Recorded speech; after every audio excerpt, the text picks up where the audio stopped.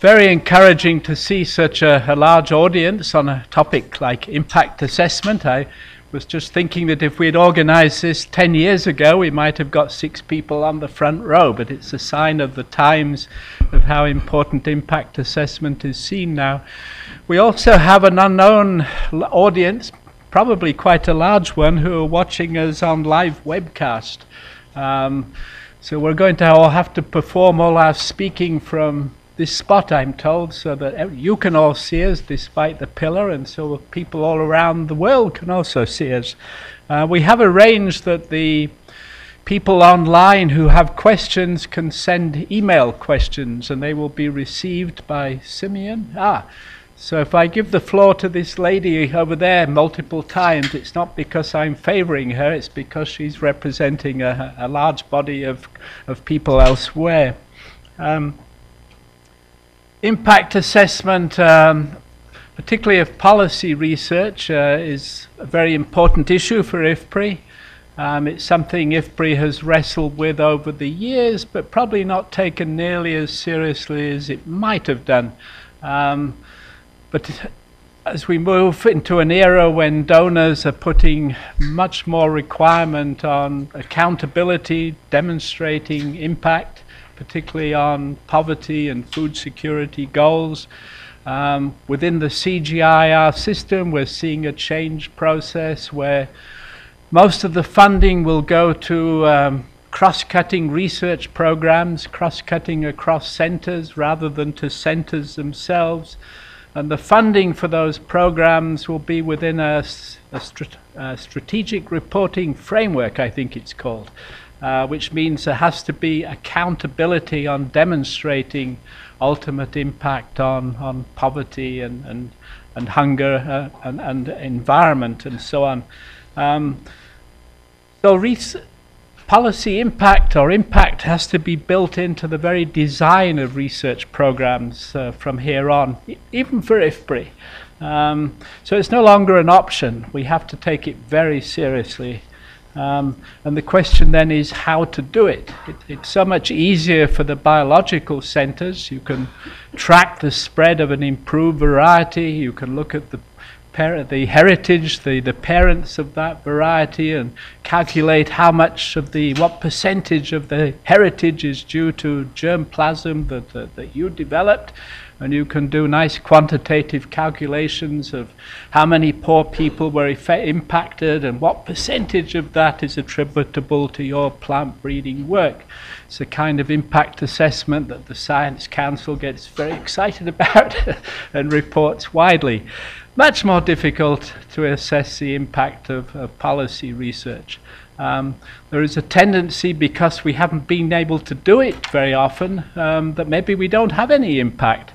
It seems to be one of the conclusions from a recent meta-analysis of all the CG impact studies, that they capture lots of impact from biological research, but very few studies of policy impact, so nothing to report. And then people conclude that since there's nothing reported, then policy research isn't having any impact.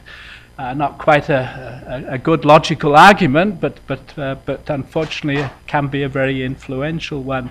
So very important for organizations like IFPRI to demonstrate that they really are having impact. From where I sit, I should have introduced myself. I'm a former IFPRI staff member. I've come back after some years on a consultancy basis to serve as the external coordinator for impact assessment at IFPRI. My main responsibility is to organize some backward-looking ex-post impact assessments of IFPRI's work, but also looking forward, helping to think about the design of M&E systems in future projects, particularly these cross-cutting thematic lines of work within the CG. From where I sit, there are 2 aspects to impact assessment for IFPRI. One is that you have a policy change, and that has an impact on economic outcomes, poverty, and so on. And that bit, IFPRI has a good handle on. Most of its research is about assessing the impact of a policy change, mostly ex ante, but they do a lot of ex post analysis too. So once the policy change is known, it's fairly straightforward, at least for IFPRI, to assess the social and economic impacts. The really tricky bit is making a link from the policy change back to policy research, showing a credible narrative of policy influence. And that's a bit we really want to focus on here today. How do you build up an evidence base showing that IFPRI or other policy research organizations are influencing policy? And for this, we are very lucky to have two very distinguished speakers on the topic. This is an issue that both IDRC Canada and ODI London have been working on for quite a number of years now and have a lot of accumulated experience on how to do this. And we have the two gentlemen who are responsible for all that work at those two institutions. We have Fred Corden from IDRC, and we have John Young from ODI. I'm not going to give a lengthy CV, just to say that Fred, his background is, I think, environmental science and management, whereas John is a trained vet, interestingly. Neither of them are economists, which is interesting. And then our third speaker, which will be in many ways an IFPRI response, is John Hodinott.